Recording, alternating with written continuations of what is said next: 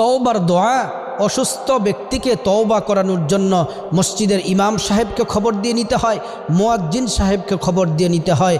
যদি মা অসুস্থ থাকে, বাবা অসুস্থ থাকে, ভাই বোন যদি অসুস্থ থাকে, তওবা পড়ানোর জন্যে, ইস্তিগফার করানোর জন্যে।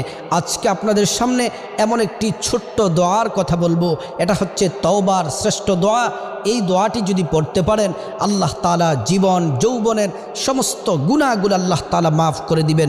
তওবার শ্রেষ্ঠ দোয়াটি হলো রব্বিগফিরলি ওয়া তুব আলাইয়া ইন্নাকা আনতাত তাওয়াবুল গফুর। এই দোয়াটি যদি পড়েন, আল্লাহ তাআলা জীবনের সমস্ত গুনাহগুলো মাফ করে দিবেন।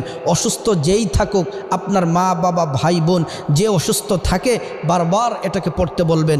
যদি পড়ে ইয়াকিনের সাথে, ইখলাসের সাথে যদি পড়তে পারে, আল্লাহর কাছে যদি চোখের পানি ফালাইয়া যদি আল্লাহর কাছে যদি কান্নাকাটি করতে পারে, আল্লাহ তাআলা জীবনের সমস্ত